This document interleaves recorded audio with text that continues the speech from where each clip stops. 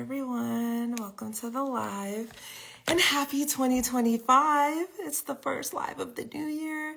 Hope you guys are doing well and just absolutely starting off the new year with a lot of energy, a lot of positivity, ready to take on the year, attack your goals, all of the good stuff.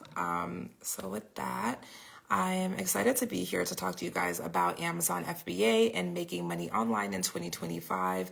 I know that we are living in crazy times right now, you guys. Like, I don't know what is up already with this new year, but we got fires.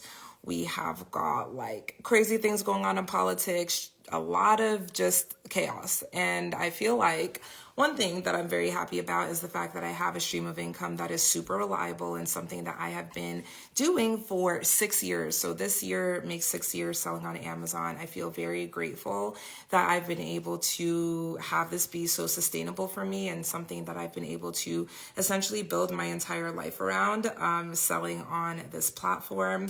I was just live over on TikTok, and I think a lot of us have heard about what's going on with TikTok and obviously the fact that a ban is most likely coming. I know a lot of people who are very stressed out about losing their stream of income because they make money on TikTok, but I think it's just truly a reminder that you have to be very aware and very cognizant of where you platform yourself and where you essentially build the place where you're going to be making your money.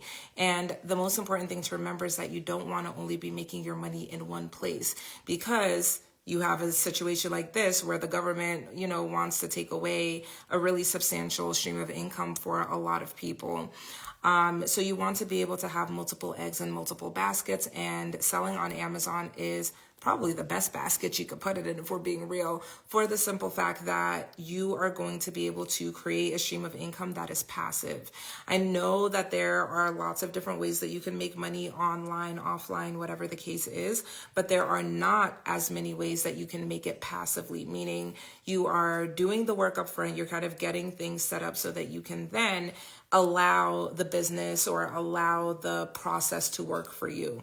And that's essentially what I've done with Amazon. Is I have put the pieces into place. I have, done the research, figured out what products to sell, and now they kind of sell on autopilot. I don't spend a lot of time managing my Amazon businesses. I say businesses because I've got 2 different brands on Amazon, and I treat them as separate businesses. However, they are very, very low maintenance. At this point, I spend about 3 hours a week on my Amazon brands, and I'm able to bring in a very nice income, 6 figures a month, selling on that platform. So I say that not to brag, but to tell you guys that there's definitely a lot of money to be made online, specifically Amazon. It's the most popular e-commerce platform, the most lucrative one that you can possibly sell on, and it's not going anywhere, unlike poor TikTok, RIP, okay?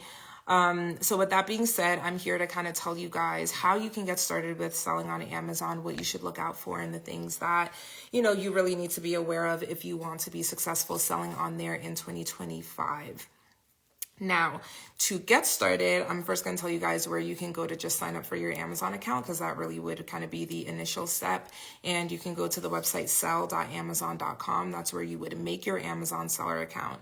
And then after you make the account, that's when you're really going to start diving into product research and looking at different things that you can sell, and there are many to choose from. There's literally millions of products that are sold on Amazon every day.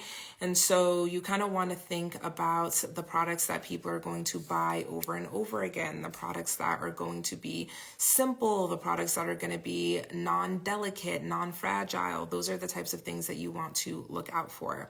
So when you are getting into product research, you might be thinking, I know what products people like. Everybody has a cell phone. I want to sell a cell phone case. I know what products people like. Everybody needs a water bottle. Everybody needs a yoga mat, or whatever random product you might be thinking of. And what I want to tell you, and probably the best piece of advice that I can give you, is that it's always important when you are selling on Amazon to look at data and look at numbers. Make sure that you're picking a product based off of analytics and not just products that you like or dislike. That's really kind of the smallest factor when it comes to product research, how you feel about it. does not matter. It's so insignificant in the grand scheme of whether or not you want to make money. So you really want to be using a software in order to be able to see the raw data, the raw information, and let that guide you on what you should be selling. So for example, let's say that you are a girly girl and you're really into beauty. That was me when I first started. I was like so into skincare and nails and makeup and blah, blah, blah, all into that. So when I went into it, I was like, that's what I want to sell. I want to be in the beauty category. And I will just ask you guys, and just you can think about it. You don't have to type anything. But would you rather sell something that you like? Like, for example, if you're a girly girl, would you rather sell a skincare product that you really love and make $1,000 a month? Or would you rather sell a pet product that you don't care for, but it'll make you $10,000 a month? Think about it truly. Some of you might say, I really just want to sell something that I love. I don't care if I make, not that much money. That's fine for you. That's perfectly fine for you. And I'm not trying to be shady whatsoever, but I feel like my approach to selling on Amazon, and probably a lot of you don't really care so much what you have to sell. It's more so the money that you can make from it. And I don't think there's any shame in looking at this business specifically as something that is just there to like make you money. And you don't want to get overly attached to products. You don't want to lock yourself into one specific category, one specific niche, because then it blocks out anything else that you could potentially sell that would make you a lot of money. If you're thinking, I only want to sell beauty, I only want to sell baby, I only want to sell, sports or whatever, because it's what you're into. Terrible approach. I'm just going to say that right now. Okay. Look for something that is going to make you money based off of the numbers, based off of the demand, based off of the competition. Those are the factors that are going to be most impactful to whether or not you're actually able to make this something viable. And then if there are things that you actually care about and there's a business that you actually do want to start because you love it, then you can use the money that you make here to fund whatever that other thing is. For example, I really wanted to get into real estate. Didn't have money for real estate. So I started selling on Amazon, bought my first piece of property, which was a house for my mom. This was 6 years ago, 2019. I would have been like 25 at that point, first house that I bought. And from there, I'm like, okay, wow, I was able to really just kind of like funnel the money that I made here and put it into this other asset that has, appreciated dramatically. It's like doubled in value in the last 6 years. Which is really, it's a great way to build wealth. And I'm not saying that you have to get into real estate or anything like that. I'm just using it as an example for what I was able to kind of flip the money from this business into. Other people just want to be able to pay bills. Other people want to, fund travel or pay off debt or whatever it is. But ultimately, the better you can become at compartmentalizing and kind of just like looking at this as just a method to make money, then you won't be so emotionally invested in every product that you come across that looks good to you. You kind of want to get to the point where you're able to look at a product and say like, I like this product. I would love to sell this product, but ultimately the numbers don't look good. So let me just leave it where it's at and find something better. Because at the end of the day, if your goal is to make money, it doesn't matter whether or not you like the product. So I'll just leave that point there. I could beat it to death and keep on talking about it. But point of what I just said is that you want to pick products based off of data. And that's that. Aside from that, you are definitely going to want to look at products that are going to be logistically smarter to sell. When I say logistically smarter, I mean ones that are going to be less of an impact to your bottom line. So when I say bottom line, I'm talking about profitability and profit margins. And the smaller a product that you can buy, the lighter weight the product is, the less it's going to cost you in shipping from China to the US, the less it's going to cost you in Amazon fees. So sometimes I come across people or, members of my program, they will send me an email and be like, Abby, I really just want to sell this massage chair. And I'm like, girl, I'm not going to let you sell a massage chair, okay? That big old product is going to cost you $1 bajillion.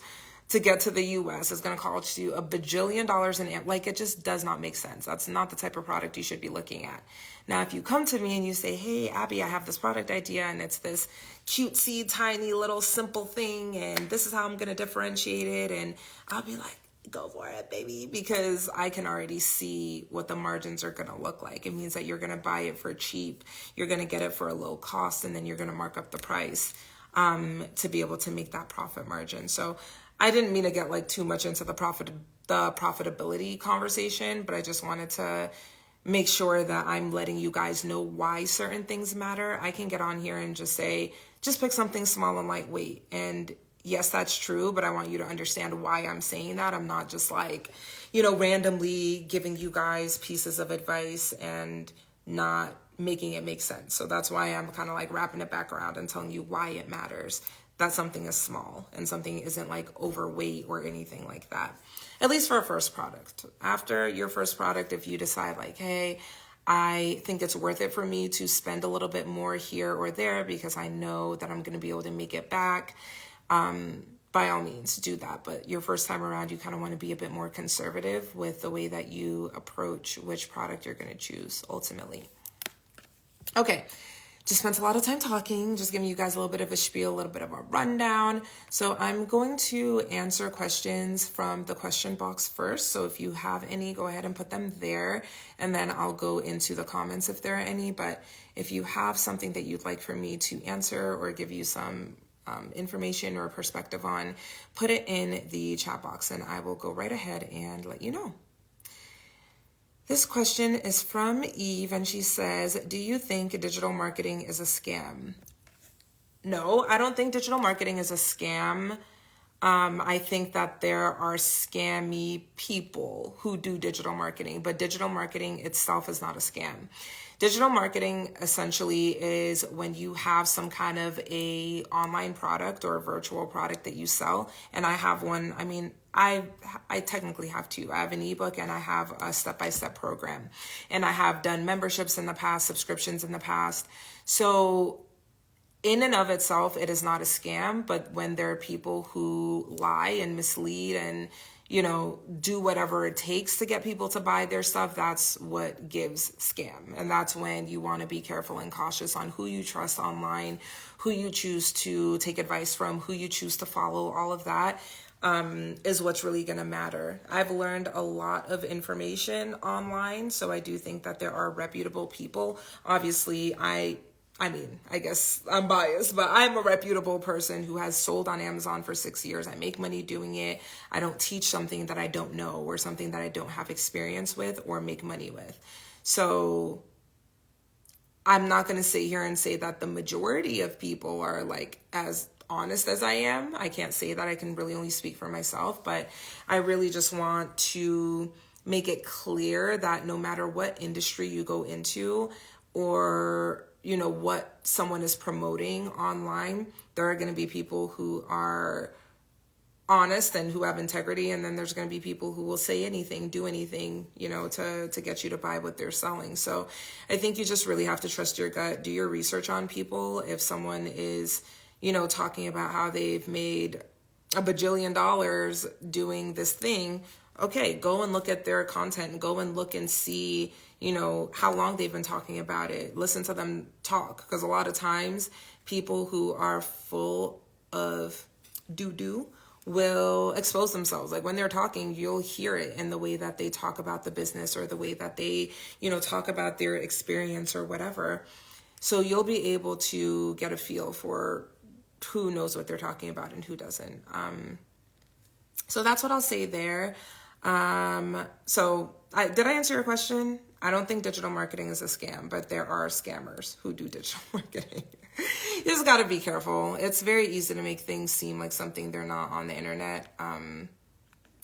But that's just, it's a given for any time that there are people who are going to be online. There's people who are going to be online and lie. Just like in real life, I'm sure we all know people who are not who they say they are or are not as transparent So yeah, I mean, internet or not, there's going to be people who scam. So I'll just leave it there. I could go on. Next question says, do you have a video on how to start or how much you need to start? Yes, I do. That's a good question. I have a YouTube channel called Learn with Abby, and I do have a video that breaks down how much money you need to get started selling on Amazon in detail. But the short answer is it depends on the product. So there are products that are extremely cheap. For example, like the spray bottle right here, super cheap. You could probably buy this for like $1.50, maybe $2 on Alibaba, resell it for 10. So that would be an example of a product, and let's say it was $2. You would need to buy 500 units to start. That's what I recommend, at least to my students. So in that case, you'd be spending $1,000 on inventory, and then you need money set aside for product photography, logos, advertising, so on and so forth. But that video on my channel kind of breaks things down line by line, and gives you a much better, more thorough answer as to how much money you need to get started. But really just depends on the product. This next question says, how many clients do you have at a time? How many clients do I have at a time? I'm not sure I understand your question, Michaela. Are you talking about with Amazon? If you are, I don't have clients. I don't call them clients. They're just customers in my opinion. But people who buy my products can buy them whenever they feel like it. My products are on Amazon, which essentially just makes it so that you have a storefront that's like open 24/7. Because I live here on the West Coast. I'm in Vegas. So right now for me, it's 9 o'clock. So this is like normal times. But for someone on the East Coast, it's already midnight. So they might be awake at my 6 a.m. shopping because it's already 9 a.m. there. So while I'm sleeping, people are still able to buy my product and get their products delivered. I'm not sure if that's what you mean. So I will just answer there. And if you have a follow-up or you want to clarify, then I can answer that as well. Just as a reminder, you guys, go ahead and put your questions in the question box so that I can keep myself organized on what I've already answered or not. This next question says, is this similar to drop shipping? It's similar in the sense that people confuse them, but the actual business models are completely different. Drop shipping is just not really a thing anymore. I feel like a lot of people were kind of into it back in like, I would say 2016 to maybe like 2019 was probably the peak of drop shipping. And a lot of people got into it because it was very easy to just make a random website and kind of have products listed for sale before you even purchase the products. And I don't want to spend too much time explaining dropshipping because I just literally cannot recommend it to anyone because it's not really a good e-commerce business model in 2025. It's just completely outdated, and people are a lot more skeptical these days of buying from unknown websites and unknown platforms, especially when they have options like Amazon. Like, you're going to have a much harder time making money is really what I'm going to say here. What I do is called private label and Amazon FBA, where basically you buy products in bulk from a supplier, you have your logo put on the product, and then you resell it for more than what you bought it for on Amazon. So you are buying the products up front, which is honestly probably the biggest hurdle for most people, is buying that inventory right in the beginning because it's an investment, right? You're having to pay for the actual product. But what I will say is that it makes it easier to sell the product after the fact because Amazon is holding onto your inventory and it's ready to go for whenever someone buys it. So when someone feels like they want to buy your sunglasses or whatever, they just go on Amazon, they click on buy now, and then the products get delivered to them in 2 days. So your customers will definitely enjoy the experience much more with FBA than they would with drop shipping. On top of that, with what I do selling on Amazon, you don't have to make your own website. You don't have to do your own fulfillment. You're in control of your price point. You're in control of your packaging. You're building your own brand. So you're just kind of utilizing Amazon as a platform at a baseline so that you can just focus on picking the right products and selling those products versus having to kind of build out infrastructure like a website, like a fulfillment channel in order to get the products to the customers. I hope that answers your question. It's similar, but drop shipping is just like, ew. you. Okay, if you guys have any questions, because I do see you guys leaving questions in the chat, please go ahead and put it in the question box. That way I can keep myself organized. And so that I don't miss your question. I will check the chat after I finish answering all the questions here, but I'm answering the ones in the question box first. So if you have one, put it in the question box. I'll be happy to answer. Okay, next question says, how long does it take your students to see results or their goals? It depends on the student. It depends on what their goals are. Some students come into the program and their goal is to launch a product. So if you follow the steps, you are 100% going to launch a product. Like, that's a guarantee I can make. If you follow the steps, you will launch a product. So if that's your goal, then yeah, you can absolutely do that. And I can say that with confidence. What I cannot say and what I cannot guarantee is that you're going to make a certain amount of money in a certain amount of time. That would just be a blatant lie. No one can guarantee anything like that. There's no person who can say, if you join this program, this is the exact result you're going to get. It's impossible to say that. I could lie and I could tell you, you're going to make blah, blah, blah in 3 months. I'm not going to say that. But what I can say is what I have seen and the results that my existing students have already had. So I have had students who have been able to have $30,000 first month, $40,000 in their first month, $100K within their first 3 months, $1 million in maybe, okay, I'll be honest, I haven't had a student who's made $1 million in their first year, but I have had students who have hit the 7-figure mark.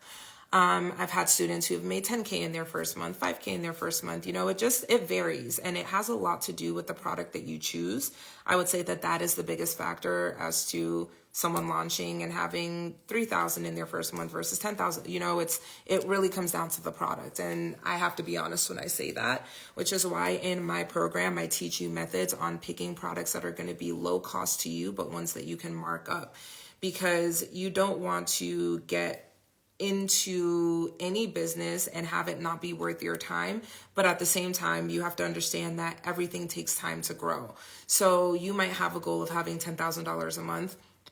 You might not hit that in your first month. That's not a bad thing. It's okay to crawl before you walk, walk before you run, before you get to the point where, you know, you're having those 5-figure months, 6-figure months. It takes time.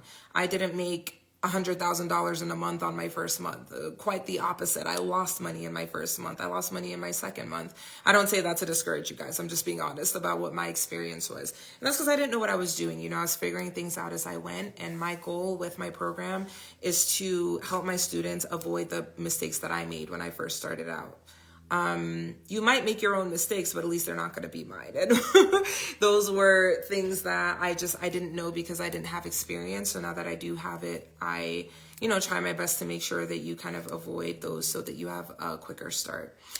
So anyway, with that being said, let me just give you a typical like timeline just to make sure that I'm answering your question in full. If you join my program, you would probably take anywhere between, I would say, a week. And I've had students complete my program in like 2 days, like literally go through all of the material. It's about 17 hours long. It's a lot of information. So let's call it a week on the low end to maybe a month on that higher end to complete the program. If you're, you know, dedicating a couple hours a week to it. And that's what I recommend, is that you spend about 5 hours a week on the program. If you do it that way, then you should be able to pick a product, have the product made, and have it delivered to Amazon within 3 months. I would say that is a realistic timeline. But if you're someone who's like not putting a lot of time into it, let's say that you're spending an hour a week, of course, you're not going to be able to launch a product anytime soon because you're spending very little time on it. 5 hours a week, I think, is substantial enough that you can get the ball rolling and be up and running in a couple months with your first product. I have had students who've been able to launch a product in as little as a month and a half, but that's really fast. I wouldn't say that that's average. So yeah, that's what I can say. In about 3 months is when you'd be able to have a product up and running. And I do think that it is a good time now because we're in January, top of the new year. A lot of times right now is when people kind of have shopping fatigue, like the holidays just ended. Everyone's like tired of buying stuff. They're taking a break. They're trying to get their money up. So right now is when sometimes people will see a little bit of a dip in sales, or, a little bit of a regulation, I suppose, in sales. And then things just kind of get better and better as the year goes on. I will say that there's no better treat as a business person than Q4. Okay, we just ended Q4, which is quarter 4 or the last 3 months of the year. So there's 4 quarters in a year. So every 3 months, the last quarter of the year, which is October, November, and December, are where pretty much every Amazon seller makes the most money because it's the holiday season. Everyone's shopping, everyone's buying gifts, and so on and so forth. The reason I'm bringing that up is I know that seems very far away. It comes up so quickly. And if you start now, you will have a product up and running by like the spring, maybe the summertime, the latest, if you're, doing what you need to do. So that means that you will have enough time to have a product up and on the platform. You'll be able to get some reviews. You'll be able to get some traction, get some rank on your product. And by the time that Q4 comes, you're going to be unstoppable. Even prior to Q4, when Amazon Prime Day comes, because that's also like Christmas, for Amazon sellers, you make so much money during Amazon Prime. Or Amazon Prime Day, and now they're every year making it longer. I mean, it was Amazon Prime Day, then they made it like 2 days, now they're doing it for a week. So it's just more and more time as a seller to be able to squeeze and make as much money as possible. So with that being said, I definitely feel like if this is something that you want to do, don't put imaginary obstacles in your way. Don't say to yourself like, okay, I would start selling on Amazon, except I don't have the money yet. That's fine if you don't have the money yet. At least start looking for a product while you save so that at the time that you find your product, hopefully, you've had enough money saved. Maybe you're doing Instacart a little bit on the side, walking dogs, doing whatever you got to do to save some money to be able to purchase that product. And remember that once you are able to kind of get that initial product off of the ground, you can use the profits that you make from that order to then feed your next order. So it's really just like the one time that you're kind of saving up what you need in order to jumpstart the business. And then from there, it should be able to feed itself as time goes on. And that's really what I did. Like when I think back to the first product that I sold on Amazon and all the money that I lost, it's fine because obviously we're here now. It's not something that I lose sleep over, but I think it all happened the way that it needed to, but ultimately I was able to completely change my life and build, this entire life for myself and for my family and for my son and for my mom and for everybody that I love. I've been able to do all of this off of these products. And I don't share my products with you guys because it's private and that's how I make my money. I'm not gonna, put that on display for everyone, but ultimately it is very interesting to kind of think about how it all started and the amount it's been able to snowball over time. Have you ever, it's almost like, I don't know, having a newborn puppy or something and then seeing how the puppy grows in such a short amount of time. That's kind of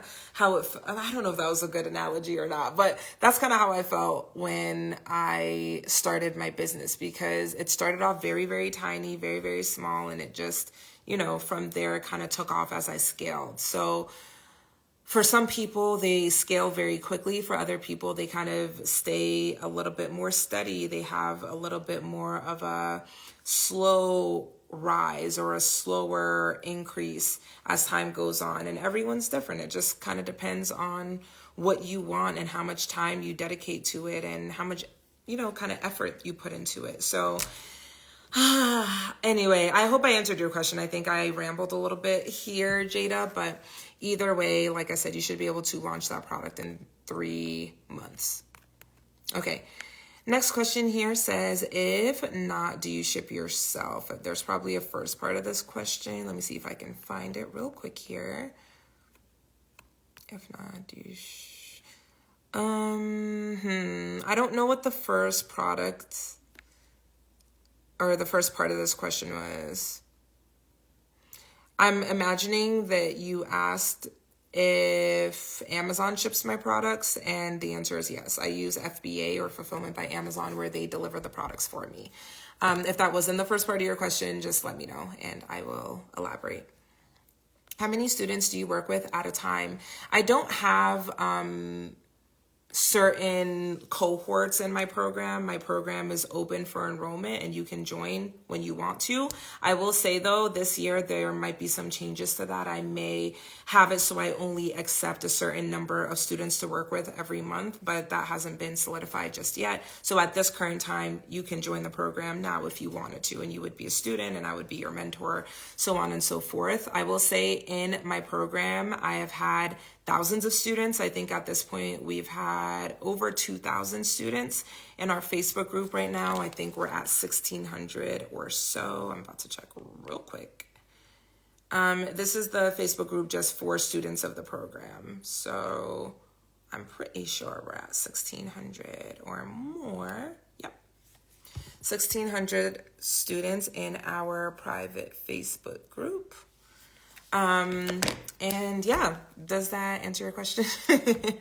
I've got a lot of students, but I love helping and I love to teach. And so I like the opportunity that I have to be able to teach on the scale that I am able to, because when you join the program, you get access to all of the lessons. The lessons are self-paced, so you go through them, you watch them when you have time, and then you join the calls that we have in the group as well. We have Zoom calls where I answer questions and, give advice and feedback and all of that as well, so that you're able to actually talk to me. There are a lot of programs where you can never talk to the person who's even made the program, which I find bizarre.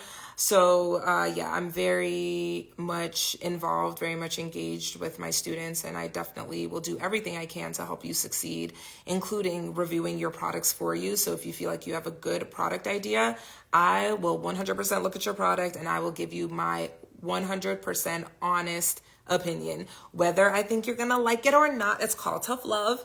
And if it's a great product, I will tell you, like, this looks good, I think you should go for it, hop on it immediately. There are some products that I see and I'm like, girl, if you don't sell this product, like literally, I will tell you the truth. But if it doesn't look good, or if there are red flags or things that I would tell you to reconsider, I will be honest and say like, hey, I know you're excited about this product, I just don't think it's the one because of X, Y, and Z. Or did you consider this or that? How are you going to differentiate? It doesn't look like this checks out. So, when I say mentor, I mean mentor, okay? I'm here for you if you join the program, okay? So if you guys are interested, all of the information is linked in my bio.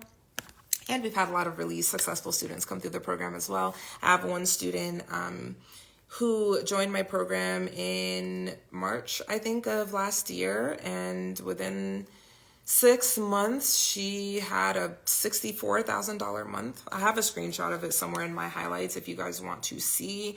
But she is a new mom. She's got like a newborn at home and was able to launch a product on Amazon and is doing great with it. Really good profit margins as well. So it's doable for sure if you guys are wanting to sell on Amazon.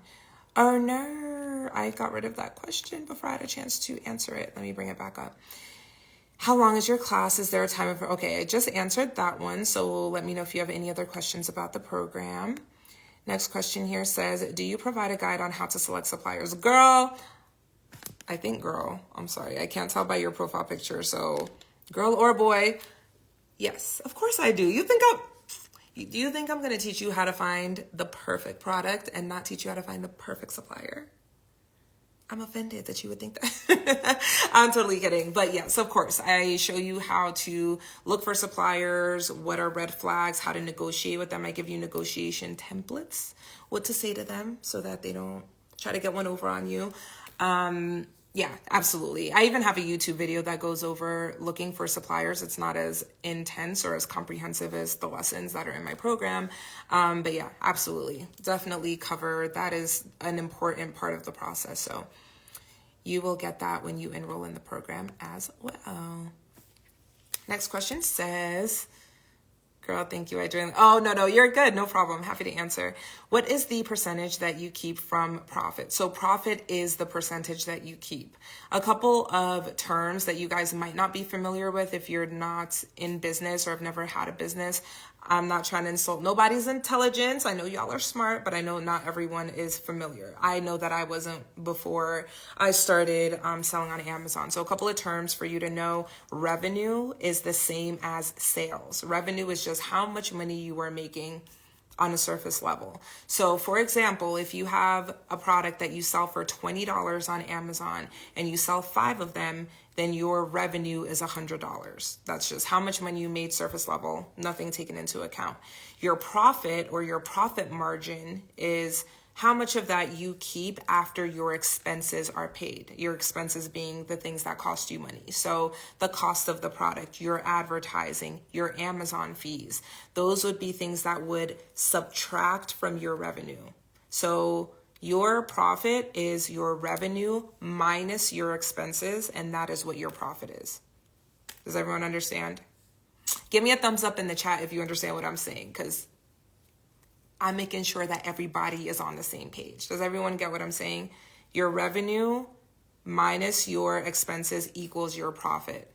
So if I'm saying that I made $100,000 in a month, I didn't profit 100. That doesn't mean that Amazon deposited $100,000 into my bank account. That means that's how much sales I made. My profit from that will be my sales minus all of the fees that I paid, right? So if it was 100K that I made and then my fees and everything else subtracted from that was $70,000, that means my profit is $30,000. And that's a pretty good profit margin. That's 30%. Some of you might be like, what the heck? Why would I pay 70K? This is business, and that's how it works, okay? No matter what business you're in, you're going to have expenses. And across the board, you guys would be shocked if you found out how little the profit margins are for some of the most profitable companies are. Like, literally, I can't remember what the figure was. I think it was for Walmart, or maybe it was like Costco or something like that. Their profit margins are literally like in the single digits, like an 8% profit margin. But what is 8% of billions and billions of dollars? You get what I'm saying? Like, it's all relative. So don't freak out thinking like, oh my gosh, I can't believe I would only get to keep 10%, 20, 30%. That's actually good in the grand scheme of things. When it comes to e-commerce, a good profit margin would be 20% plus. That would be good. My profit margins are right around 33%. So I'm happy with my profit margins because I think that it's healthy for the products that I sell. And there are going to be some products where you will have a much higher profit margin. And there are going to be some niches and products where you're going to have a much smaller profit margin. So it's very important that when you are in the product research phase, when you're at that level, look at your profitability, because you don't want to waste time doing all this research on a product, talking to suppliers, vetting suppliers, getting samples, doing the most, and you've never calculated the profits. Because what happens if you do the math and it turns out that you're only going to make $1 off of each one that you sell? We don't want $1 off of each one that we sell. We want at least $5 off of each one that we sell. And that's something that you want to know at the product research stage so that you can just cut it if the profitability is not there. So that is another, little piece of advice I can give you guys and what I teach in my program. You should not be selling products where you're going to make less than $5 off of each one, okay? You don't want something where the margins are that little, because if you're starting with 500 units like I recommend and you make $5 off of each one, that means that you're profiting $2,500 off of that order. That's a nice little chunk of change. I don't know about you guys, but I feel like 6 years ago when I first started, $2,500 would have been life-changing, and it was, at that time. For me, that was substantial. That was like, okay, I can pay my entire rent. I can start paying down my student loans. I can go out for happy hour and not have to check my bank account. You know what I mean? It definitely made a difference in my quality of life, even at that point. So that is what I would shoot for if I were you guys. And I think that as I'm thinking about product research in general for beginners, I'm just thinking to my YouTube videos, because those go into a lot more detail on what you should be looking for, what makes a good product versus a bad product, what are things that you should be avoiding. I can describe all of that to you, but the videos literally show it to you. And in my step-by-step program, it shows it to you in even more detail. So that's what I will say there. I'm going to move on to the next question, but did I answer your question? Yeah, I did answer your question. Okay, cool. Let's keep on going here. Next question says, do you help with picking your students' products? I teach you how to pick the product yourself. So I'm not going to pick the product for you, but I will tell you what you should be looking for. I have something called the winning product criteria in my program that tells you the ranges you should be looking for. So the ideal product will be between X and Y. The ideal product will have this many searches between this at the bottom, this at the top. The ideal product will be priced between here and here. The ideal product will have this many reviews. The ideal, it gives you parameters to work around so that you can pick a product that falls within those metrics. On top of that, you want to get a second opinion. Of course you do, because you're a beginner. You don't know what you're doing. Fair enough. That's where I come in. You send me an email with your product idea. You give me all of the information and I look at it and I tell you, this is a great product. I'm so proud of you. You go and launch it. I'll either do that or I'll be like, tread lightly, or I'll just be like, nah, this product is not going to work because of X, Y, and Z. So I will give you my opinion and I'll definitely be able to kind of give you the confidence that you need to move forward with it, or kind of tell you to redirect. That's my job as your mentor. So yes. Next question here says, the students that made 10 to 30K in their first month, around how much was their initial investment into their first product? So I can't say off of the top of my head. I could lie, but I'm not going to. I think that every student is different. What I will say is that what is recommended in my program is to spend no more than $5 a unit on your first product.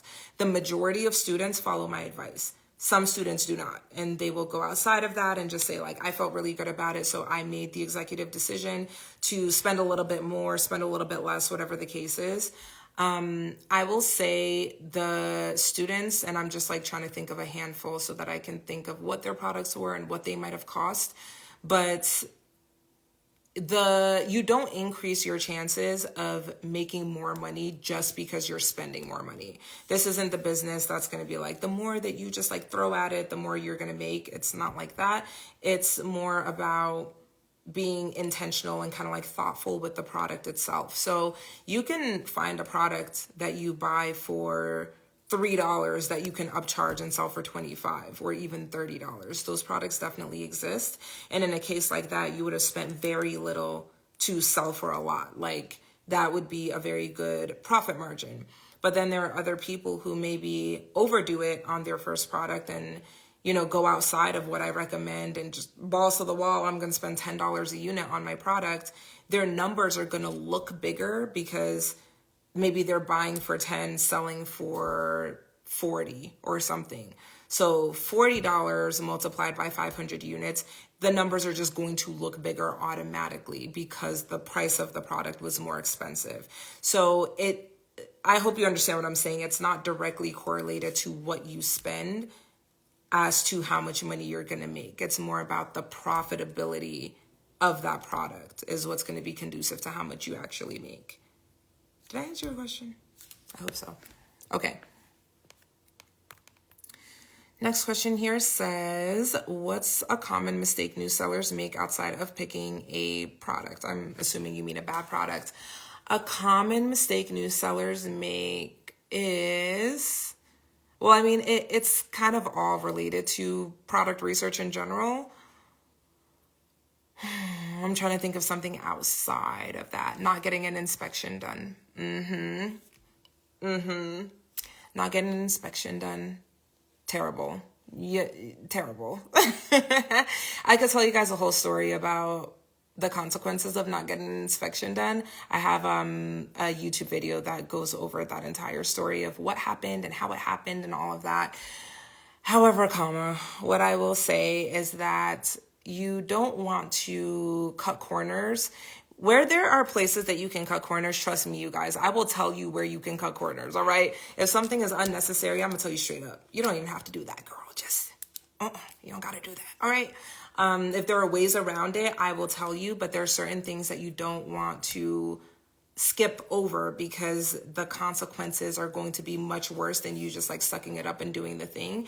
Getting an inspection done is one of those things. Like, you can skip it if you want, but you're really taking a big risk by not having somebody go to look at your products before they're sent to the Amazon fulfillment center. And that is a mistake that I have made in the past, not with my very first product, but with my third product that I sold on Amazon. And I just had to learn the hard way, unfortunately. So yeah, I'll leave it there. If you want the whole story, I have it on my YouTube channel about how I was almost scammed. I feel like scammed is a little bit of a reach, but I also feel like you never want to put your full trust into anybody, and getting an inspection done is just a way to protect yourself as a business person. So that is that. Thank you, Liam. Hi, Liam. Where have you been? I just want to say, I see when you're traveling and you post your pictures, I'm like, yeah. Guys, I've known or connected with Liam like forever ago. I think we met on TikTok. And that's somebody that I've known for like years now at this point, which is actually hilarious. Okay, I'm going to keep on answering questions from the question box. I'm not going to stop. I'm not going to stop. Next question says, how much is the program? Everything regarding the program is linked in my bio, so feel free to go and check out the details there. What is happening with Amazon reimbursement programs? What do you mean what's happening? In what context? How much does your program... Okay, I already answered that one. Next question here says, you inspire me the most. Do you have a pay plan for your course? I think you mean, a payment plan. Yes, I do. It's on the website. It breaks it into 2 payments over 2 months. So once you pay for the first payment or the first installment, you'll get access to the full program. And then a month later, you're just charged the other half. So that's it. Again, that's on the program website. You can just go to savvysellerfba.com or follow the link in my bio. Everyone, don't be lazy like me. You sound exactly like me. I'm like, do as I say, not as I do. I am answering your questions. I'm answering everyone's questions. Next question says, how much do you have to spend as a beginner in order to be successful? So your success selling on Amazon doesn't come from how much you spend whatsoever. It's more about your strategy when it comes to product research is really going to have the biggest impact. I have sold really cheap products on Amazon. And say really cheap, I mean like $1. And I've sold more expensive products that have cost me anywhere between, I would say, $15 to $18. So I have really gone the full range of like cheap products to expensive products. And what I will say is that I have some products that are on the cheaper side that I make more money selling than my more expensive products. And that's because it all comes down to profitability. I'm sorry to beat it to death. You guys are probably like, okay, girl, we get it, profitability. But I can't sit here and not talk about that part of it, because for those of you who are new to business, you are probably thinking that when I or anyone else talks about these numbers, that we're talking about the profit of the product. And a lot of times people are referring to just the revenue, just how much money you're making in sales. And as nice as it is to be able to say I made, again, like last month, probably last month is not a good example because it was December and it was like, Christmas and stuff. Well, on an average month, let's call it $190,000 in a month is what I make. That doesn't mean that I'm getting $190,000 paid out to me from Amazon. That means that's how much I made in sales. But what I get paid out is a percentage of that after my expenses are, paid for. And after that, yes, it's still an incredible amount of money. I'm grateful. I'm happy with that. But ultimately, that has very little to do with how much I'm spending. It's not that, okay, if I spend $10,000 on my first product instead of spending $3,000 on my first product, I'm guaranteed to make more money. That's not how it works at all. Because you could be selling a product that costs you, let's call it $10 to buy, and you're selling it for $20. If it costs you 10 and you're selling it for 20, baby, you're not making any money, okay? But on the surface, it could look like or seem like you're making money because you're making sales. But just because you're making sales doesn't mean you're making money. And the reason that I'm spending so much like time and energy talking about this is because that's what happened to me with my first product. The product sold. Trust me, I sold the product. People bought it. But I wasn't making money. I wasn't actually profitable. All the money that I was making was literally going right back into ads. Your girl was making $0. In fact, I was losing money. So it's very important to think about the simple fact that you got to do a little bit of math, okay? I'm not a math girl. I hate math. I failed math twice in college, almost didn't graduate because I couldn't pass calculus. So with that being said, it's important that you look at the numbers. The good thing about this is that with Helium 10, which is the product research tool that I talk about all the time, I use it. That's what I teach in my program. That's what I teach on my YouTube channel. And I have a link for it in my bio if you guys want to try it out for free. But with Helium 10, they have something called the profitability calculator. Literally, you don't actually have to do the math. You plug in the numbers and it does the math for you. So even if you're not a math girly or guy, you can still look at the numbers and make sure that everything makes sense. Ultimately, what we want to stay away from is buying a product for too much money and not being able to sell it for enough. We're not buying products for 5 that we can only sell for 10. That's a no-go. We're not buying products for 4 that we can only sell for 15. No-go, okay? You need to put enough space between what you're buying it for and what you're selling it for so that after all is said and done, you're still making at least $5 off of each one. What that looks like is that you're buying a product for 2 and selling it for 10. You're buying a product for 3, selling it for 15 plus. You're buying a product for 4, selling it for 20 plus. You're buying it for 5, selling it for 25 plus. That is like on a very basic level, the types of numbers we should be looking at, okay? Nothing that's too close. I feel like I'm talking so much. Oh my goodness. But let me keep on going here because you guys still have questions. Next question says, what is the average ad spend and does organic or paid ads work the best? There's no average ad spend. There's literally no such thing because it all depends on how competitive your niche is. There are people who never run a single ad, make $50K a month on Amazon. There are people who spend $50K a month on ads. You know, like there's such a big range. I can't sit here and say that there's anything that's average or not. But what I can say is that your best bet, especially as a beginner, is to find products that are in low competition niches so that you don't have to overspend on ads. The more competitive in niches, the more you're going to spend on ads. So when we're talking about categories and niches that are overly competitive, I'm talking about things like socks, things like water bottles, things like cell phone cases, things like grilling gloves, jade rollers, yoga mats. Like these are all overly competitive product niches. And if you try to sell those, you're going to spend a lot of money on ads because it's too competitive. On the flip side of that, you can find products where there are not a lot of people selling who have high reviews, and you can launch and never launch a single ad and make, great money. I would say that what you should expect is something in the middle where you are going to have to spend money on ads. That's a normal experience. That's average. You want to plan for that, but you want to minimize that as much as possible. How can I pick a product where the competition is low so that when I launch, yes, I might have to spend $10 a day on ads, which you guys might be like, whoa, $10 a day. That's crazy.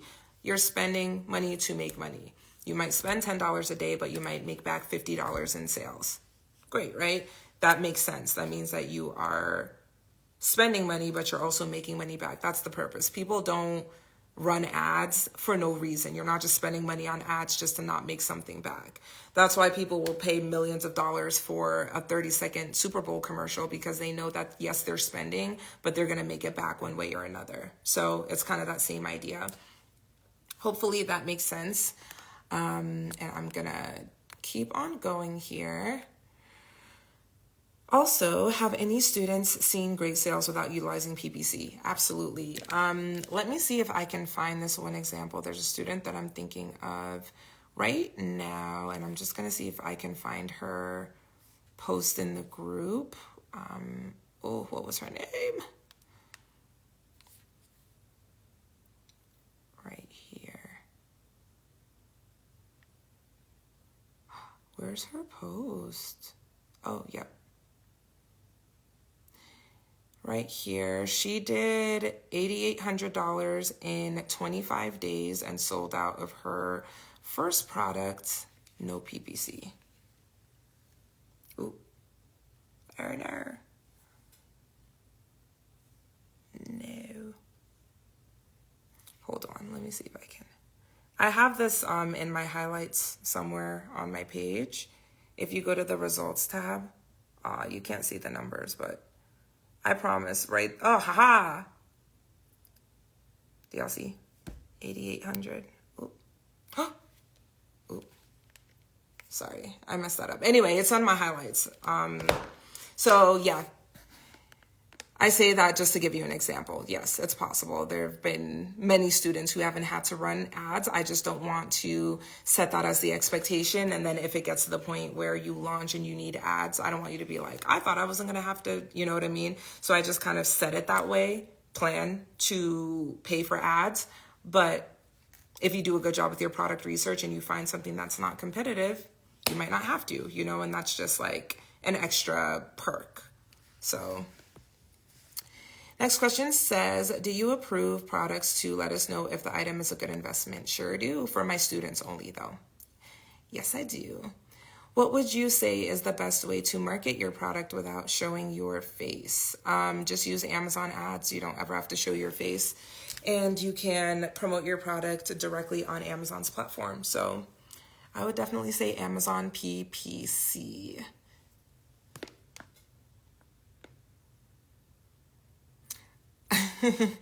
It's okay. Don't apologize. It's all good. PPC stands for pay per click. And pay per click just is another word for Amazon advertising.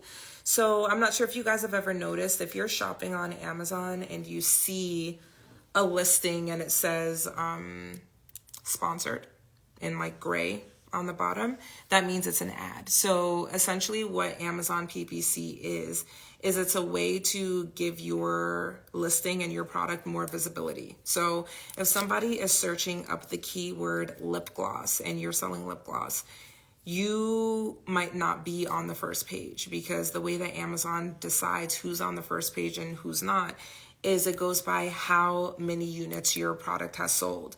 So the more quickly you sell product, the more Amazon pushes you towards the first page. So for example, you might launch a product and be on page 20, but then Amazon sees that people are buying your product. So they're like, oh, wait, people like this product. Let's push it to page 15. Oh, they really like the product. Let's push it to page 10. You get slowly and slowly closer to the first page. The first page is where everybody buys from, right? Just think about it. If you're shopping on Amazon, how many pages realistically are you going to click through before you pick which one you're going to buy? You guys let me know. This is a real question. Put it in the comments. If you're looking for a product on Amazon, how many pages are you going to click through until you pick one? Are you going to pick from page 1? Will you go to page 2, page 3, page 4? How far are you willing to go before you pick your product? Humor me, let me know. 1, 4 to 5. Ooh, Jada, you generous girl. 4 to 5. 3, okay. 3 makes sense. Anything else? I don't go past the first 10 listings, girl. Okay, because I don't have time. 3 to 5. Okay. Yeah, I think you guys are... I internally scroll further back to help others. Aw, that's so nice of you. Intentionally. That is so nice of you. I think that it depends on the shopper for sure, but in general, there's literal data that shows that most people don't go past page 1. So there is very little chance of somebody organically finding your product on page 20. Like, they're just not going to scroll all the way there to find it. So that's why you would utilize PPC or pay-per-click, so that Amazon will show your product to more people so that you can get that momentum and you can get the what we call sales velocity of the product going. You'll sell more, you'll be closer to the first page, and then people will organically buy your product. So when it comes to pay-per-click, the way that it works is that Amazon will show your product to customers, and then if they click on the product, that is when you pay for the ad. Only if they click on it, not if they just see it. So when they click on it, obviously at that point you want them to buy the product so that that click that you paid for was worth the money. If you have a product that is a good product, but the listing sucks, and when I say the listing sucks, I mean you have no reviews, your pictures are bad, your keywords are bad, it just doesn't look good, it's not optimized, you're gonna have people who are clicking on your listing because they see it and they're like, oh, let me see what this is about. And then they click right off and go buy somebody else's because your listing is not optimized and you don't have reviews, and they don't want to be the guinea pig. So you don't want to put yourself in that position either, where you are running ads on an unoptimized listing and essentially you're just wasting money. You would just be wasting money. That's not a good look at all. So anyway, that's what PPC is, pay per click, and it's just a way to give your product more visibility. All right, you guys, I am still in the question box. If you have questions, go ahead and put them in the box. That is where I'm going first to answer questions. I will go into the comments afterwards if there's time, but I'm going to the question box first. So please, if you have one, put it there. How much time should I wait to see if a product is selling successfully before switching to a different product? This again comes back to your listing optimization. The most common suspects for why a product would not be moving the way it should be is if it's too competitive, the niche that you're in is too competitive. That would be kind of like the easiest thing to pinpoint. But outside of that, it's whether or not your listing is optimized. It's just what I explained. If you have a listing and the price point doesn't make sense, let's say the average price is $19.99 and the top sellers are selling at $19.99. You are a new seller, you have 0 reviews, and you are trying to sell yours at $19.99 like everybody else. That makes no sense, right? They're at $19.99 because they have reviews, because they've been around, because, you know, their listing will look more appealing to a customer.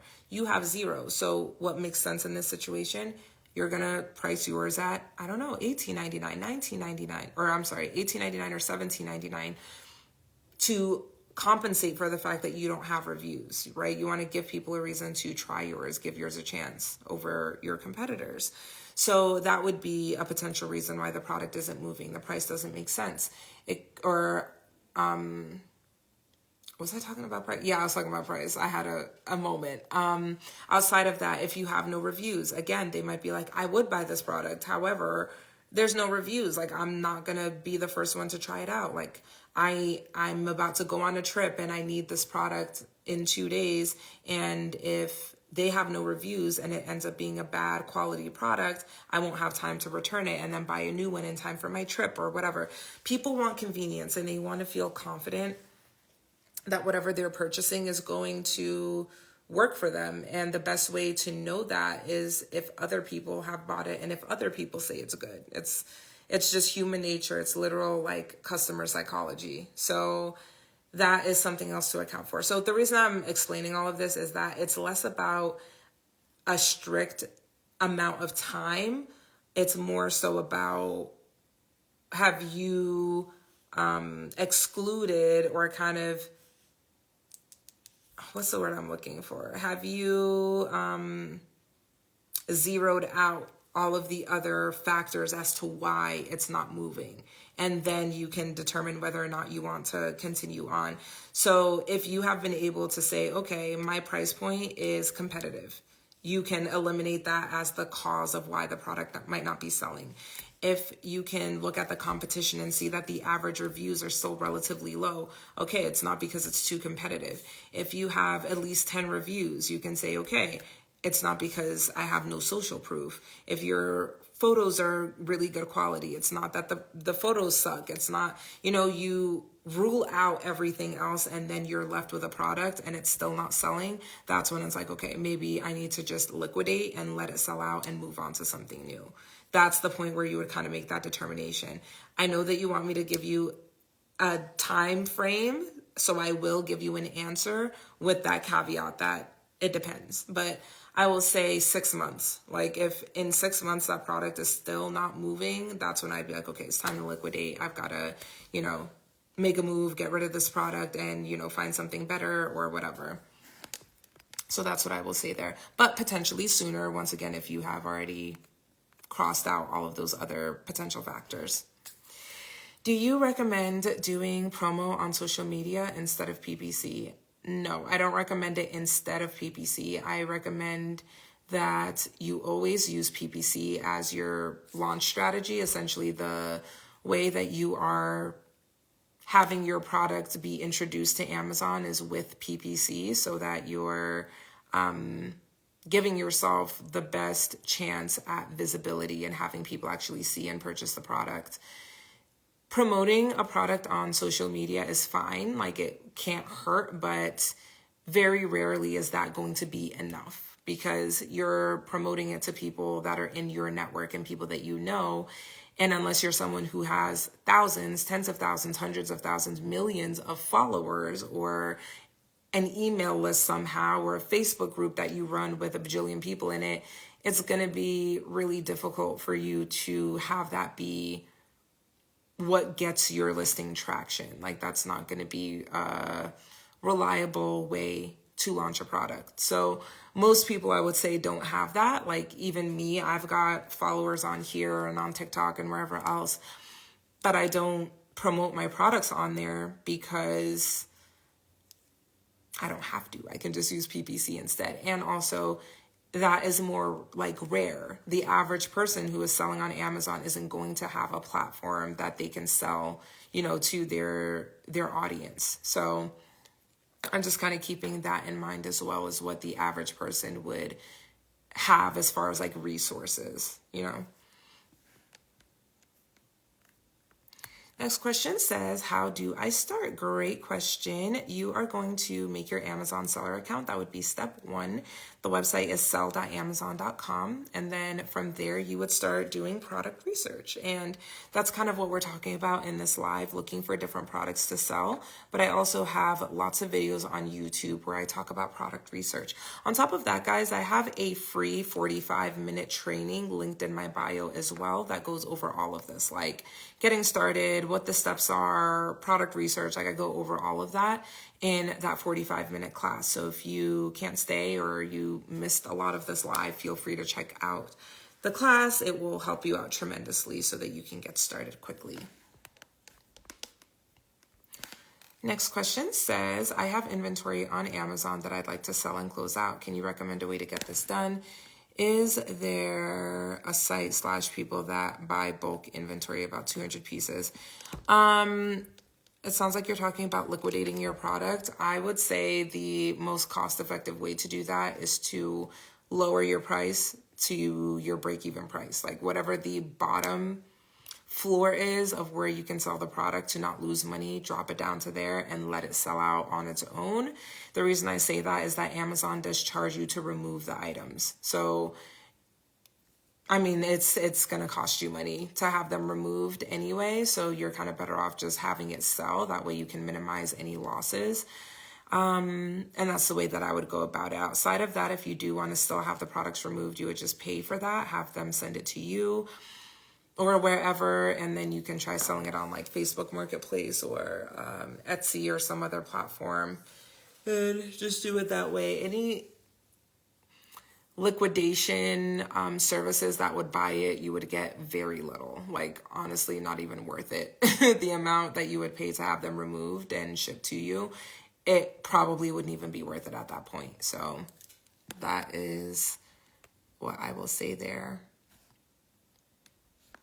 Next question says, you haven't answered my question. You are answering the newer questions, and I asked a long time ago. I'm answering the questions that I see.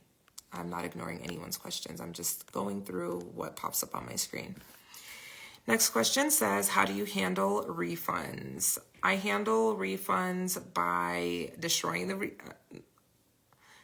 Hold on. I'm thinking of returns because returns and refunds kind of go hand in hand. I don't handle refunds, I guess I should say. Amazon handles the refunds. As far as what, are you asking what happens to the products themselves? I guess is where I started to answer it that way, but that's not what you actually asked. So are you talking about the returned items? What happens to them? I'll wait for you to follow up so that way I can just answer your actual question and not what I'm assuming you're asking. Next question says, how long did it take for you to get where you're at now through Amazon selling? Great question. How long did it take for me to get here? Well, I've been selling on Amazon for 6 years. So 6 years, I guess, because that's where I'm at now. But I will say that I was able to quit my job within 7 months of selling on Amazon. I bought my mom a house in the first I bought her a house probably in the first like 5 months or so. From what I made with Amazon, I was able to pay off $40,000 in student loans by year 2. Was that 2020 that I paid those off? Or maybe it was 2021. I can't remember which year it was. I was working, I would say about 20 hours a week on my Amazon business. In the beginning stages, I was putting in a lot of time. Because remember, I had a full-time job as well. But it was really because I didn't know what I was doing. I didn't have any steps that I was following. I didn't have a mentor. I didn't have any help. So I was really figuring it out on my own. And I feel like that's why it took so long for me to kind of get up and running and why I had to spend so much time on it. But as time went on, and probably within like a year's time is when I was scaled back to probably about 10 hours a week. And now I spend about 3 hours a week with my Amazon business. And I do about almost $200,000 a month. I'm like averaging close to that at this point. So yeah, that's not something that happened until I would say like 2024 is when I kind of hit that mark. I had my first 6-figure month 3 years in. Is it 3 or 4 years? The years kind of blend together. I mean, it's been 6 years now, but I would say it was like 3 or 4 years. 3 years, I think it was, when I had my first 6-figure month. And yeah, I don't know if you're asking about anything outside of like just money, like getting to this point, but that's why I talked about the amount of hours spent, just to add a little bit of something else if that's what you meant. But yeah, that's my answer. If you have a follow-up, let me know. What other streams of income do you have? Is Amazon your best source? Yep, Amazon is my top stream of income. I definitely do other things as well. I have my digital learning products, so my online course is not free. Of course, I make money from that. I've got other online streams of income. So for example, like I'm on YouTube. I've got 2 YouTube channels, one that you guys see that talks about like business and Amazon, all of that. And I have another one that is a faceless YouTube channel where it's my voice, but I'm not actually on camera. I do pretty well with that. What else? I do kind of like consulting, I guess is what I would call it, on the side. I've got stuff in real estate. I, trade stocks and all that other stuff too. So I do have lots of different ways that I make money, but Amazon has been my most lucrative for the least amount of work. Like there are other things that I have done that have made me good money, but I've had to also spend more time. So to me, what makes a good source of income is when you're able to get it to where it makes you money without having to put a lot of time or energy into it. And I think that Amazon is what gives me the best balance of that. Like least amount of hours worked for most amount of money. I can make a lot of money, in other ways, but it's going to take more time. It's going to like require more of me. So yeah. Next question says, how much should you have or should you save to get started? It depends on the product that you choose. the cheaper the product, the less it's going to be for that initial inventory. So if you have a product that costs you $3 and you buy 500, it's $1,500 for your initial inventory. And then you need money set aside for ads and for logos, product photography, other kind of startup costs. So depends on the product. And I do have a video on my YouTube channel that goes into this a lot more in detail. So feel free to check out my channel if you would like more of a comprehensive answer on that one. Let me actually real quick go back to that one question. Oh, how do you handle refunds? I think you said yes. You were talking about what happens to the returned items. You have a couple of options. Amazon allows you to decide what you want to happen to those items. You can have that product sent back to the fulfillment center where Amazon will put it back into your inventory. You can have Amazon destroy the item, or you can have Amazon send it to you. And then you would look at it, fix it up or whatever, and then send it back for sale. Me personally, I have Amazon destroy my returned items because sometimes they are damaged or just, I don't know, for some reason not working as they should. And I don't want another customer to get that damaged item and then also return it or also leave me a bad review or whatever. So I just have Amazon destroy it. And it is a business loss. And if you have a good accountant, they can find ways to write that off on your taxes. And I'm just going to leave it there. Next question says, do we need a business license? Not for private label. You do not need a business license. You don't need a trademark, and you do not need an LLC. Let's see. Can you look to see if you see any questions from me? I'm not sure if they are going through. I don't see any questions from you. I'm going to go back to the answered ones, and I don't see any questions from you aside from the one where you thought I was intentionally not answering yours, which is not the case whatsoever. Promise you I am not ignoring you, but I don't see anything from you here.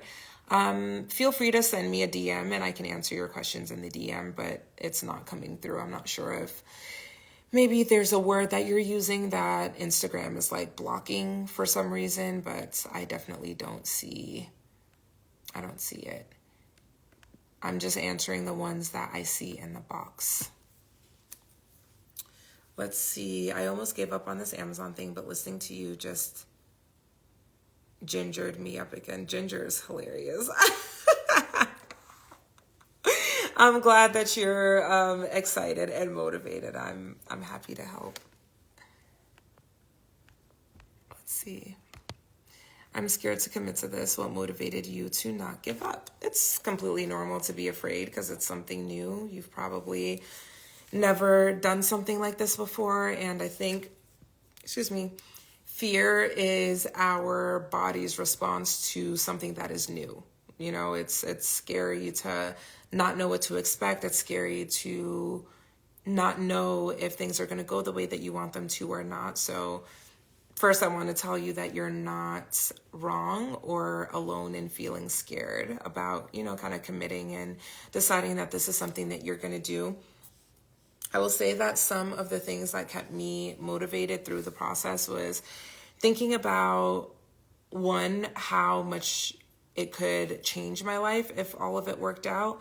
But then also I thought about the cost of not doing it, what I would lose out on potentially if I decided that I was going to just let the fear stop me from even trying.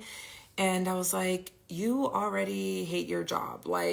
You don't have that much to lose at this point. You have everything to gain, not a lot to lose.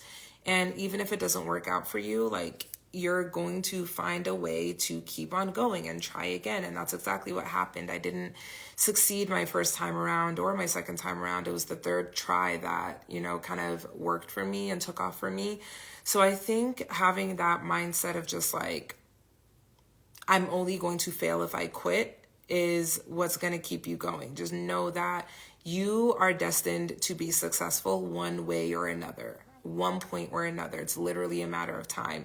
So even if you try it and it doesn't work the first time, know that it didn't work the first time for me either. Lots of people who are successful in business or successful in other aspects of life did not find success the first time around, and this is not me saying that you will not.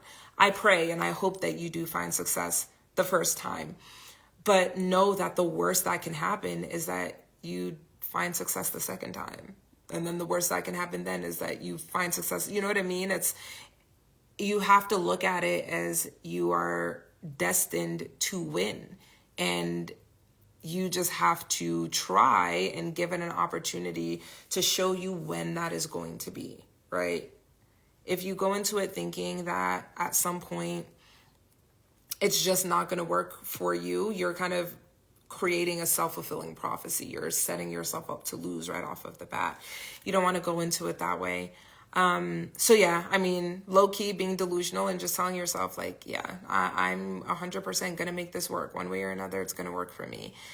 The power of the tongue, the power of the mind is very, very, very significant.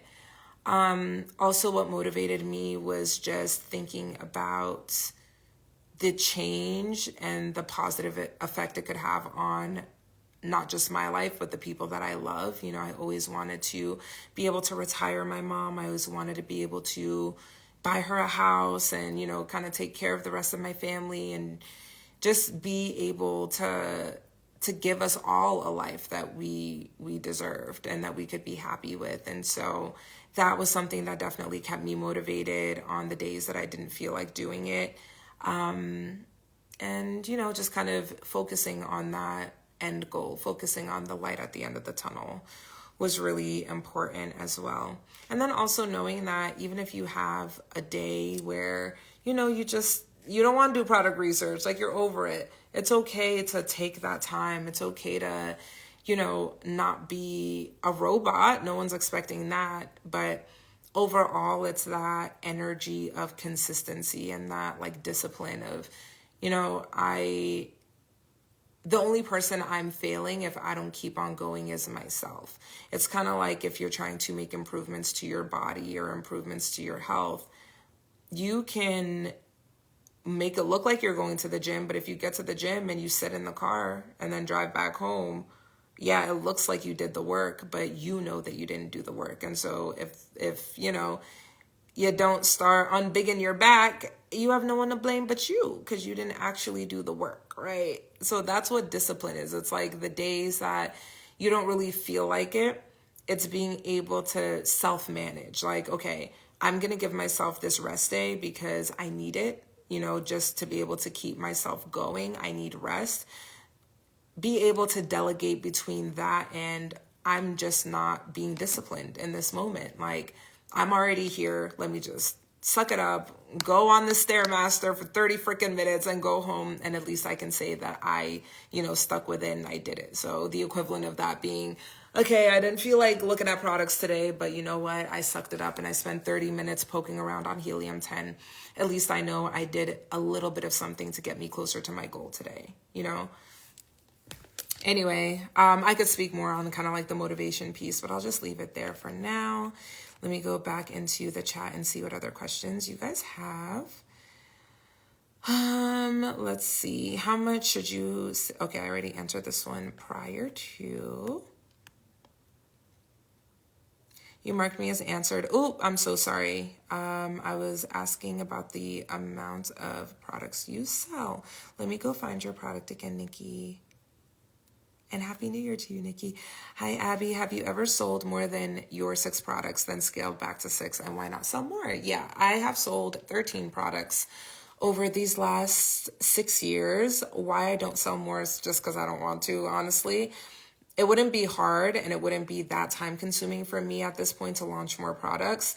I'm just more focused on diversifying my streams of income more than anything else. So this year, I'm hoping to get an original product off the ground. When I say original, I mean non-private label, like an invention. It's something that I've been thinking about for some time. I've kind of put it on the back burner. And 2025, I think, is the year that I actually bring it to life as like a fully original, like patented, you know, I invented this product type of thing. So like that's something that I want to do. I've gotten into, you know, real estate and almost like a version of angel investing in other businesses and all this other stuff. That to me is worthwhile, because then I've got, eggs in multiple baskets versus everything that I have is just all in Amazon. That's not as stable for me in my mind. I want to, as much as I love Amazon, I will sell on Amazon till the wheels fall off. I don't want to ever depend on one thing. I've got checks coming in from all over the place, okay? And that's the way that I think it should be for everyone. Definitely get paid in multiple different ways. What is your biggest challenge with running an Amazon business? I'll say my biggest challenge is just when things happen outside of my control. For example, when COVID happened, that was a hot mess. But I made a lot of money during COVID on Amazon, but supply chain, that was just out of my control, out of everyone's control. The things that are about to happen now with the tariffs, with this new president coming in, that's, something that I don't lose sleep over it at all. Tariffs are not going to hurt sellers. They're going to hurt customers. So it just is what it is. But that's what I'm saying, is just like the things that happen, politically or just economically, that I can't control. I'm someone who likes to have control over things. And that is one of the most important things I've learned in business, is that you can't control everything. And you will literally turn every hair on your head gray if you lose sleep over things that are just gonna happen one way or another. Like, it just is what it is. Life is gonna life. The powers that be are going to make decisions that maybe you don't agree with or that don't necessarily benefit you, but you have to problem solve, and you just have to figure out ways around it. There's a solution to everything, and that's really the way that you want to approach everything in business. Is there's no roadblocks. Like, nothing is blocking my way. There are things that maybe will be an obstacle. Like, I might have to hop over it. I might have to crawl under it. I might have to shimmy around it, but nothing is going to block me fully. I'm going to find a way. So that's kind of the way that you want to look at any, random little challenge that might pop up with this business and with any business also. How did you start and learn all of this? Is it still lucrative? 100% still lucrative. How did I start? Trial and error. I was sick of my 9-to-5 job and I needed something else. I found Amazon and I just went fully into it, not knowing what I was doing. And I made a lot of mistakes, lost some money. Thankfully, of course, made it all back in multiples of that. But it definitely was something that I had to learn over time. So I'm self-taught when it comes to Amazon and e-commerce. And it's something that I'm proud of because I learned a lot, and I, get to help you guys now. I get to teach you and kind of have you learn from my mistakes. Next question says, would you recommend a mentor when starting? Paying for others' mistakes makes sense. 100%. I feel like I would have saved myself a lot of time and a lot of money if I would have had a mentor in the beginning. But at the same time, I do feel like my journey happened the way that it was meant to. I didn't have a mentor, but maybe it was because I was supposed to make those mistakes so that I could learn from it, so that I could teach other people from personal experience. That's the way that I choose to look at it. But at the same time, I do feel like having a mentor is definitely, it's a hack, because then you don't, fall down the same paths of mistakes and, do little things that could have a big impact on your business, because that person has already been there. They've done it. They know. They can just tell you straight up, like, no, don't do that, because it's going to turn into this and that. And that happened to me already. This is how you should avoid that or whatever. That's the purpose of a mentor, is to help to guide you, help to redirect you when you're not going in the right direction. So I definitely think that if you want a smoother start, a smoother process, if you want to have that person to kind of support you and just help you along the way, it's definitely worth it to pay for the mentor, because one way or another, you're going to pay to learn. It just is what it is. You pay with your own time and experience, or you pay with money. Those are that's really the two options that you have. Do you want to pay someone to teach you what they know so that you can avoid those mistakes? Or do you want to learn the mistakes yourself and potentially, lose money along the way? I chose the latter. I was stubborn. I felt like I could figure it all out on my own. And I did. I just had to lose money first. So, you know, you got to weigh out your options, and you have to be honest with yourself about what type of person you are. There are a lot of people who think that they don't need help. And I'm definitely that type of person. I'm very much like, I can figure it out. I can do it on my own. And business has humbled me, and it has shown me like, no, girl, like it's okay to have other people do things for you. It's okay to delegate. It's okay to, you know, allocate things to other people who are better at that one thing than you are. Some things it's not worth it for me to spend my time doing. For example, with FBA, it's not worth it for me to package up and deliver items myself. That's not a good use of my time. It's not worth it. It is worth it to pay Amazon to do it for me. It's not worth it for me to fly to China to inspect my products when they're done. That's a lot of money. That's a lot of time. It's just not economical. What is worth it is for me to pay an inspection company that's already there, that is already good at that already does that. It makes more sense for me to pay them $200 to go and do an inspection than it is for me to pay $2,000 for a flight to go to China, right? So you have to make it make sense, and you have to realize that you cannot control every little thing. There are going to be times where you're going to have to, you know, this is your job and this is your job, and I'm going to just keep an eye on everything and make sure it goes as needed. So yes, anyway, hopefully that answers your question, Richard. All right, guys, I'm going to answer the ones that are in the chat, right? Not in the chat, in the question box. And then we're going to close it out because I have been live forever. And I got to get off and talk to my man. Okay. Next question says, I'm going to try to word it differently. Is it possible to make 6 figures in profit that you see in your account 100% pure profit? Yep. I know it's possible because I do multiple 6 figures in profit. So yes, absolutely it is. I'm so sorry for all the questions, but do you do interpersonal hands-on mentorship, not class, but directly mentorship? It's okay. Don't worry about asking lots of questions. It's all good. That's what I'm here for. Do I do interpersonal hands-on mentorship? No, I don't do one-to-one mentorship where it's like literally just me and you because I'm one person. I'd have to charge. Y'all don't even know what I'd have to charge to be able to do that because my time is very valuable to me, and I think it should be to everyone.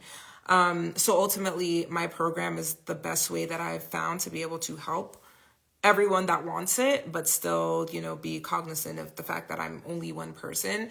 With that being said, as part of the program, we do have calls in the group on Zoom where you can ask me your question. It's just in a group setting. It's not one-on-one. So I'll be honest about that. I'm never going to like mislead you into thinking you're going to get something that you're not. That's just the structure of my program, and that's what I offer. I will say though that, and it's funny because I was just talking to someone about this yesterday or the day before, that there are a lot of people who really feel like they need one-to-one mentorship, where they need kind of like someone to hold their hand and really just kind of like, you know, be that very much like hands-on directly. And I want to empower you and encourage you to know that you probably don't actually need that. Like in your mind, you might think that's the only way that I'm going to be able to be successful and really figure it out and learn how to do this. I promise you that the vast majority of the members of my program feel like it is more than enough information what they get from just the lessons alone. But if the lessons aren't enough, that's why we have our group. That's why you can ask your questions there. That's why you can ask your questions on Zoom. That's why, you know, you can get my personal feedback on your product in case it's not enough. But I understand if that's what you're looking for, is like someone one-to-one to like sit with you. But for someone who truly has the experience, that has sold on Amazon, that is making good money from Amazon, you're going to pay a lot of money for that. And that's just me being completely honest. I'm not saying I offer that and me trying to like sell that service to you, because I don't even offer that. But I'm just saying that realistically, that's not going to be something that's going to come cheap. So I think a program is a very good middle of the road for cost versus value, but that's just my opinion. So anyway, those are some of my thoughts on it. And like I said, I feel like you can absolutely do it without that, you know, intimate one-on-one mentorship, but I completely understand if you feel like that's what you want to do. Next question says, how soon after a product is listed should a PPC campaign be launched? I think you should wait until you get a couple of reviews before you start PPC. I would say about 3 reviews minimum before you start running PPC. How many campaigns would I recommend? It depends on the product. I can't give you like a blanket answer to that. It's very dependent on the product. Next question says, how many accounts do you need for selling products under different niches? You can use one account to sell as many products as you want in as many different niches as you want. You don't need multiple to sell different products. How much time did you put into Amazon selling when you first started out? I would say about 20 hours a week. It was about 20 hours a week. Do you think I can do this with my limited English skills? Absolutely. We have students in the program who English was not their first language or even second language who were able to learn. I will say though that if you're thinking of my program, it's all taught in English. So that's just full transparency, but if you're in this live and you can understand me, then you can do this. If you can understand me. If you're struggling a little bit, then maybe it would be a bit more difficult, but it's not rocket science. Like, it doesn't take a genius to sell on Amazon, but I understand your concern. So yeah, for sure. Will you be saving this live? Yep, I'll go ahead and post this on my page as a reel.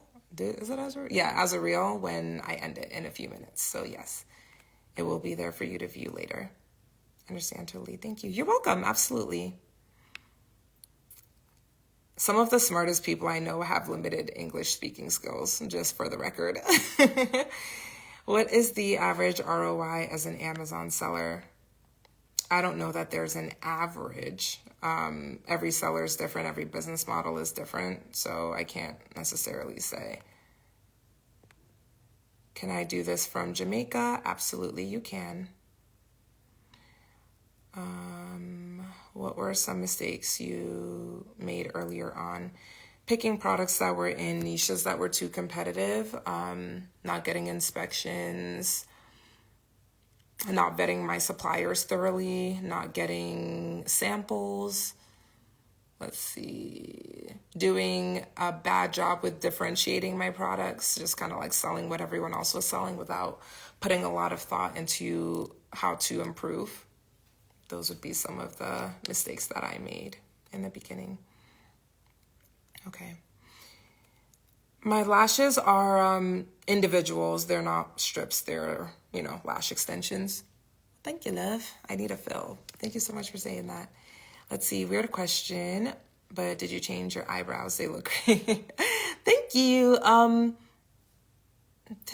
Yes, I started to use a new product. I actually did. Yeah, I used to use an eyebrow pencil, and now I use it's a product that I found on TikTok. It's kind of like, almost like a marker, but it's got little things to make it look like hairs. You see, like, it looks like hair strokes, but they're not. Thank you for noticing. Wow, that is making a difference. Okay, this is going to be the last question that I answer here. And before we close it on out, how do you find products with low competition? You want to look for products where the average reviews are low. So if you're using Helium 10, which is the software that I have used for over 5 years now, it's what I use in all of my YouTube videos as well. You'll be able to see what the average reviews are. So you want to look for products where the average number of reviews are low. And what's low is under 250 reviews. You look gorgeous. Thank you so much. That is so sweet and the perfect way to end this live. I really appreciate that compliment. So I hope this live was helpful for you guys. I really am trying my best to give as much information as I can without obviously being able to demonstrate. I wish I could share my screen and show you guys stuff, but it's obviously limited here on Instagram. So definitely check out my YouTube channel, Learn with Abby, for more visuals and kind of tutorials. And you can also watch the 45-minute free training in my bio as well if you feel like you missed a lot of the live, or if there's something important that you missed. Trust me, everything is covered in there for what you need to get started. And that is what I've got for you guys. So if you think of any questions, feel free to send me a DM. I'll be happy to answer you there.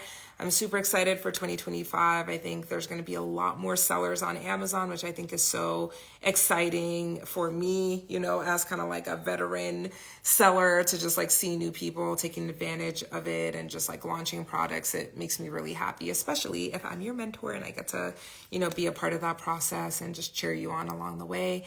So I'm looking forward to seeing you guys launch your products. If you think of questions, feel free to send them to me. The sky is the limit. You can do anything you put your mind to. So don't let fear, don't let anxiety, don't let, you know, the unknown scare you from trying this. You guys, I felt all of those same emotions and changed my entire life because I decided to go for it. So you can do it too. I believe in you.